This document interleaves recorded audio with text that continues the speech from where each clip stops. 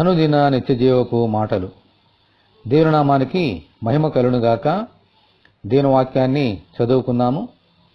యెహోవా కొరకు నేను సహనంతో కనిపెట్టుకుంటుని, ఆయన నాకు చెవియొగ్గి నా మొర్ర ఆలకించెను. కీర్తనల గ్రంథము 40వ అధ్యాయము 1వ వచనం. ప్రార్థన అంటే దేవునితో మాట్లాడుట, దేవునికి మొర్రపెట్టుట, దేవునికి విజ్ఞాపన చేయుట. మన ప్రతి అవసరంలోనూ ప్రతి శ్రమలోనూ దేవునికి ప్రార్థన చేస్తాం. ప్రార్థన అనేది దేవుడు మనకిచ్చిన ఒక ఆయుధం. అయితే ప్రార్థన చేస్తే సరిపోదు. ప్రార్థనతో పాటు సహనంతో కనిపెట్టుకొని ఉండుట అనేది ఎంతో ప్రాముఖ్యం.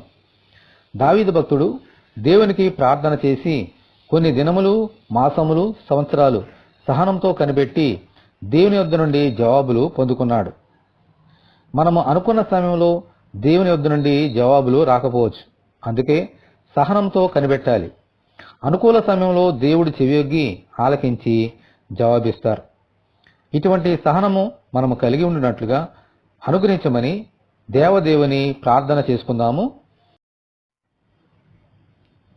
అబ్రహాము, ఇస్సాకు, యాకోబుల దేవా, మీ కొందనాలు స్తోత్రాలు చెల్లించున్నాం తండ్రి. మీ వాక్యం వినడానికి కృప చూపించినందుకు దేవా నీ కొందనాలు. మా జీవితకాలమంతయు నీ వాక్యానుసారంగా జీవించే భాగ్యము మా అందరికీ దైత్యమని వేడుకొంచున్నాం. నీ రక్తము ద్వారా మమ్మల్ని కడిగి నీ కుమారులుగాను కుమార్తెలుగాను స్వీకరించినందుకు దేవా నీ కొందనాలనైనా.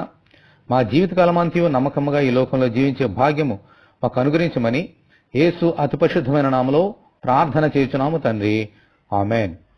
మన ప్రభు అయిన యేసుక్రీస్తు కృప, తండ్రి అయిన దేవుని యొక్క ప్రేమ, పరిశుద్ధాత్మక అన్యోన్య సహవాసము మనందరికీ సదాకాలము తోడే ఉండి నడిపించునుగాక. ఆమేన్. పరిశుద్ధ దేవుని మందిరం.